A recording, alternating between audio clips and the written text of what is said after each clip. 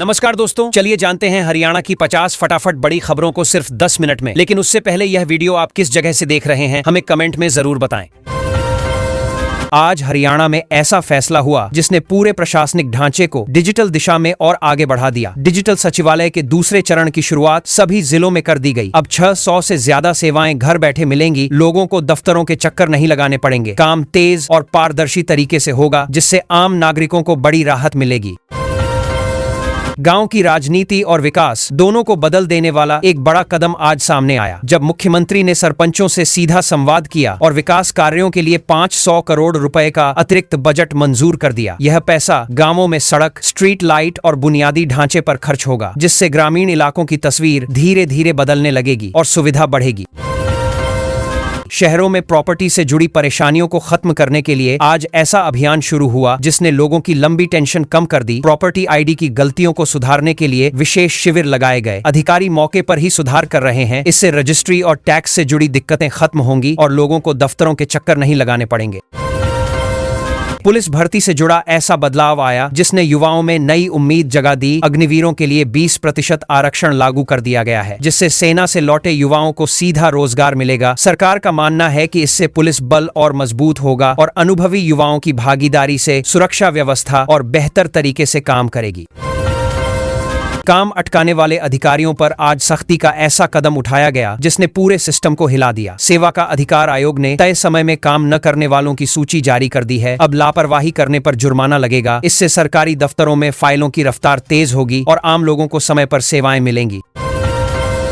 किसानों के लिए आज राहत की ऐसी खबर आई जिसने पूरे प्रदेश में खुशी बढ़ा दी। गेहूं खरीद का भुगतान तेजी से सीधे खातों में भेजा गया और 15,000 करोड़ रुपए से ज्यादा की राशि ट्रांसफर हो चुकी है। इससे किसानों को समय पर पैसा मिला और मंडियों में व्यवस्था बेहतर रही। अब अगली फसल की तैयारी आसान होगी।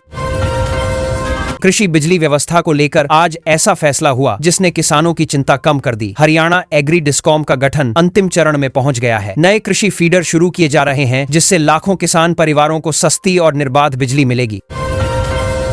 खेतों में सिंचाई आसान होगी और उत्पादन क्षमता भी बढ़ेगी। खेती के तरीके बदलने वाली एक योजना ने आज नई उम्मीद जगाई। प्राकृतिक खेती अपनाने वाले किसानों को प्रति एकड़ 10,000 रुपए की सहायता दी जाएगी। पंजीकरण शुरू हो चुका है। सरकार चाहती है कि रासायनिक खाद कम हो और मिट्टी की सेहत सुधरे। इससे आने वाले समय में खेती की लागत घटेगी और पर्यावरण भी सुरक्षित रहेगा।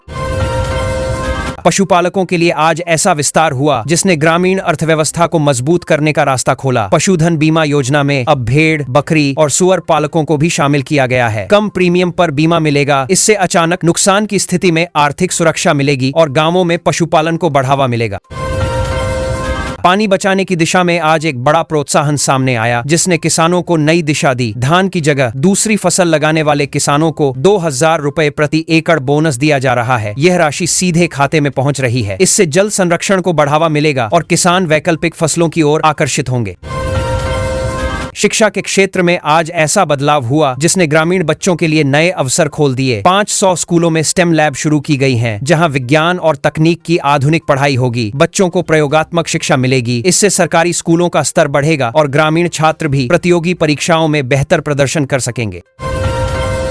युवाओं के कौशल को नई उड़ान देने वाला कदम आज सामने आया। गुरुग्राम और फरीदाबाद में 10 नए स्किल सेंटर शुरू हुए हैं। यहाँ ड्रोन, AI और रोबोटिक्स जैसी आधुनिक ट्रेनिंग दी जाएगी। इससे युवाओं को नए रोजगार मिलेंगे, तकनीकी क्षमता बढ़ेगी और हरियाणा डिजिटल स्किलिंग का बड़ा केंद्र बनता दिखाई देगा। मेधावी छात्रों के लिए आज ऐसी घोषणा हुई जिसने शिक्षा को आसान बना दिया। 200 करोड़ रुपए की स्कॉलरशिप जारी की गई है। इससे गरीब परिवारों के बच्चों को उच्च शिक्षा में मदद मिलेगी। फीस और पढ़ाई का बोझ कम होगा और अधिक छात्र आगे बढ़कर अपने करियर को नई दिशा दे सकेंगे।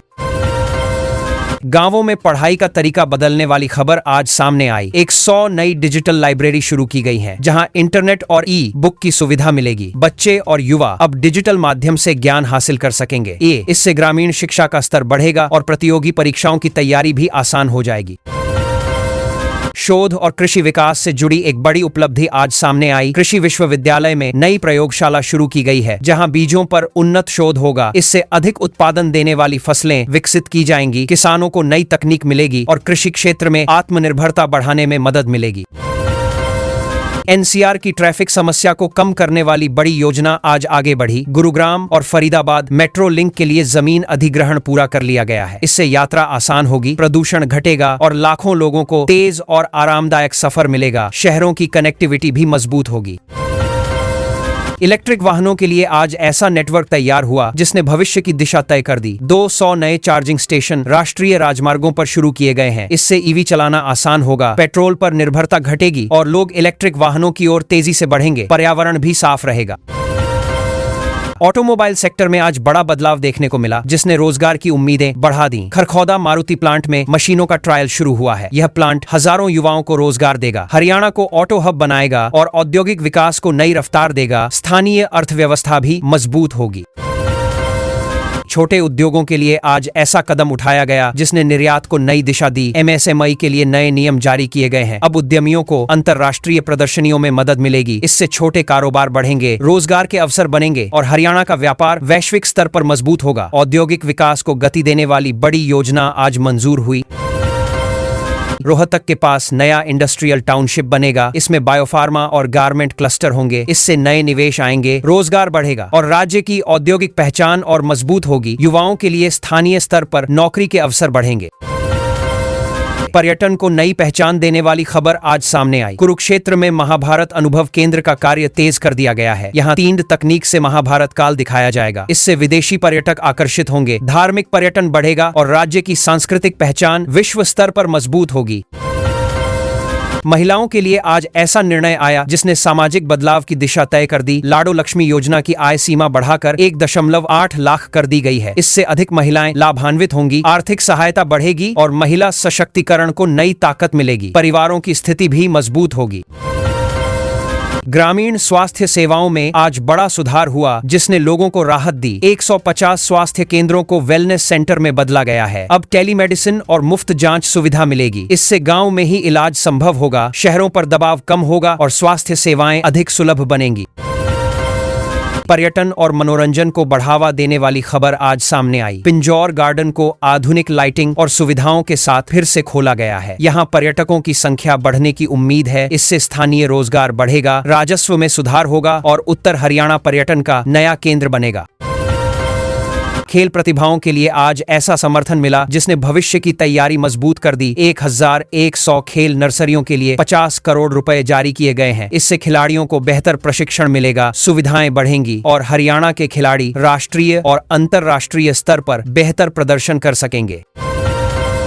हरियाणा में किसानों के लिए बड़ी डिजिटल सुविधा शुरू हुई है। नया किसान पोर्टल लॉन्च किया गया है जहां किसान अपनी फसल की जानकारी सीधे अपलोड कर सकेंगे। इससे मुआवजा और सरकारी खरीद प्रक्रिया पारदर्शी बनेगी। साथ ही पोर्टल मिट्टी के आधार पर उर्वरक की सही सलाह देगा, जिससे लागत घटेगी और उत्पादन बेहतर होगा।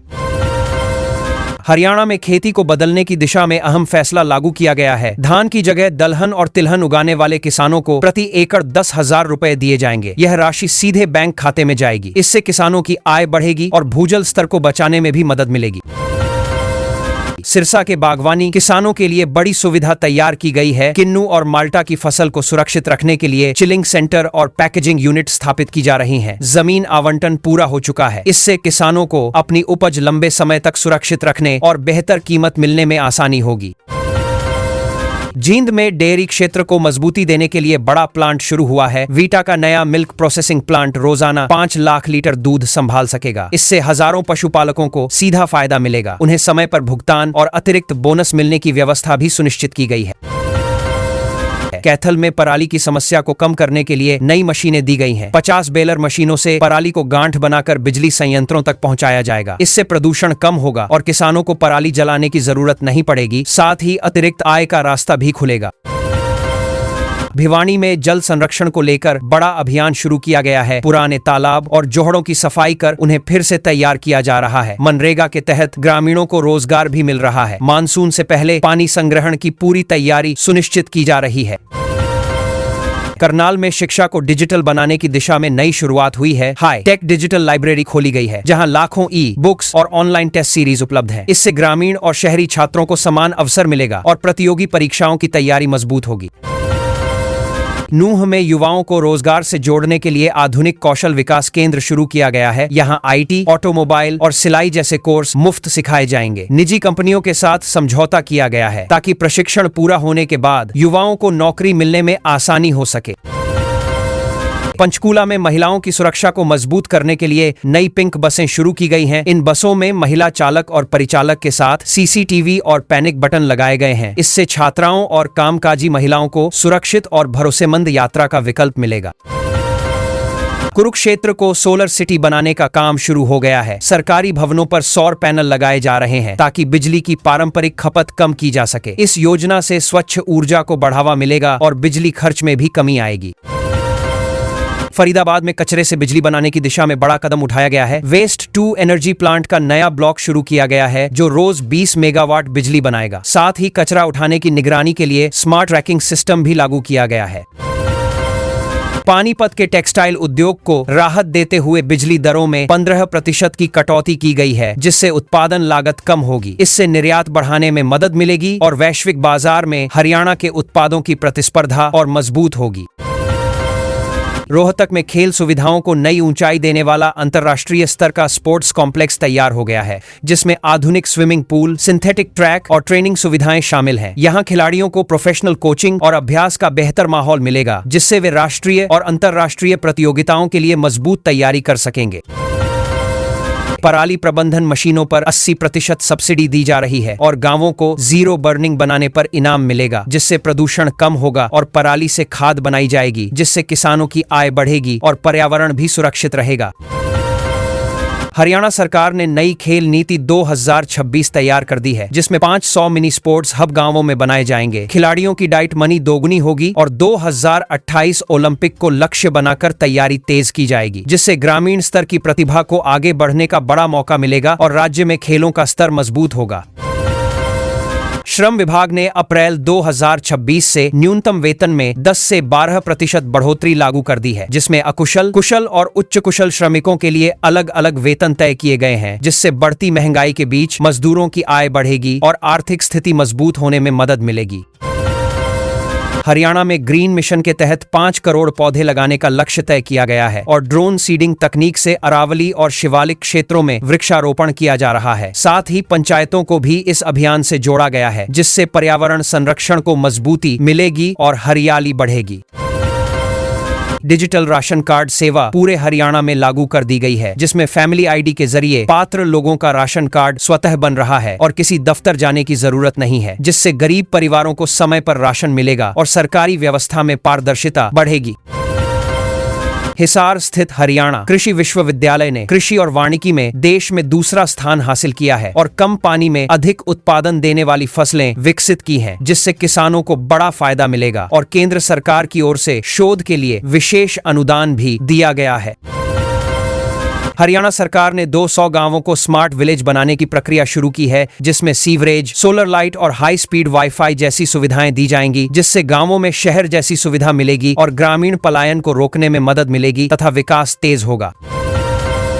सोलर पैनल योजना के तहत हरियाणा में अतिरिक्त सब्सिडी दी जा रही है और 3 किलोवाट सिस्टम पर राज्य व केंद्र दोनों की सहायता मिल रही है। साथ ही आवेदन के लिए नया मोबाइल ऐप लॉन्च किया गया है, जिससे 1 लाख घरों को सौर ऊर्जा से जोड़ने का लक्ष्य पूरा किया जाएगा।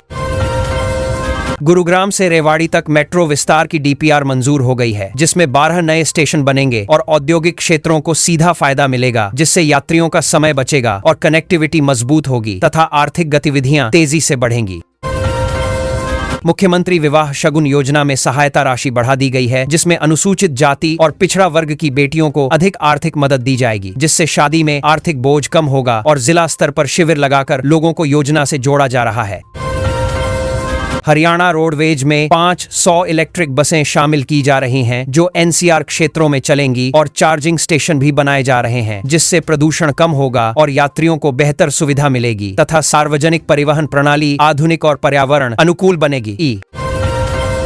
क्षतिपूर्ति पोर्टल शुरू कर दिया गया है, जिसमें किसान ऑनलाइन फसल नुकसान दर्ज कर सकते हैं और ड्रोन से सर्वे किया जा रहा है, जिससे 30 दिन में मुआवजा सीधे खाते में मिलेगा और ओलावृष्टि व बारिश से प्रभावित किसानों को तुरंत राहत मिलेगी।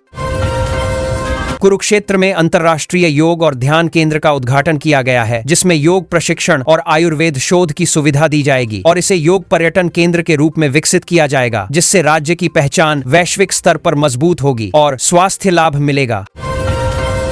हरियाणा पुलिस ने ऑपरेशन सुरक्षा शुरू किया है, जिसमें महिलाओं और बुजुर्गों की सुरक्षा के लिए गश्त बढ़ाई गई है और डायल 112 सेवा तेज की गई है। साथ ही पिंक बूथ बढ़ाए जा रहे हैं, जिससे अपराध पर नियंत्रण होगा और लोगों में सुरक्षा का भरोसा मजबूत होगा।